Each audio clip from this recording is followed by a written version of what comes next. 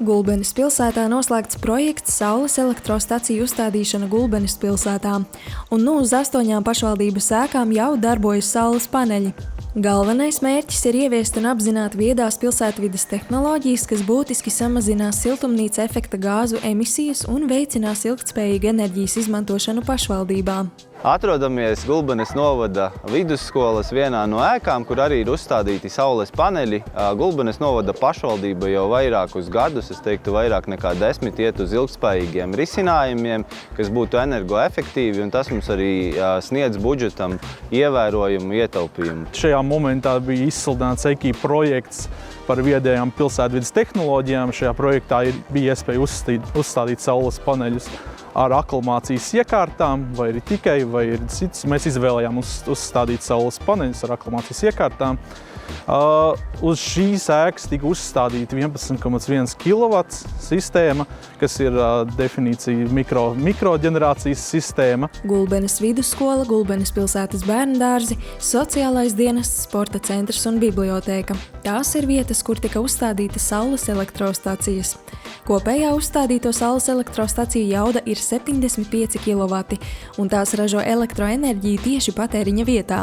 Tas samazina izmaksas, mazina tīkla noslodzi un palielina pašvaldības energoefektivitāti.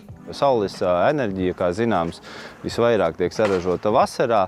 Un šajā gadījumā mums projekts deva lielisku iespēju ne tikai uzstādīt pašus saules paneļus, bet arī uzkrāt elektroenerģiju, uzstādīt arī akumulatorus, kas mums palīdz tātad pa dienu saražot enerģiju un vakarā to, kad vairs neražot, tad tērēt jau no akumulatoriem.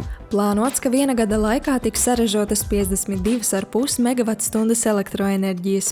Šis saražotais elektroenerģijas apjoms ļaus samazināt siltumnīca efekta gāzu emisijas par 5,7 tonnām. Savukārt pirmais apkopojums par saules elektrostaciju darbību Gulbenes pilsētā būs pieejams nākamajā gadā. Pirmie dati, ar kuriem mēs būsim gatavi dalīties ar publiku, ko mēs vēlētos arī domēji pie ieejas, mums ir šis monitors. Un mēs domājam attēlot katru šo sistēmu, lai redzētu, kā viņas darbojas. Lai iedzīvotājus plašāk iepazīstinātu ar projekta īstenošanu un sniegtu izpratni par saules enerģijas risinājumu ieviešanu pašvaldībā, 19. decembrī 10:00 Gulbenes novada domas 3. stāva zālē notiks sabiedrības informēšanas pasākums.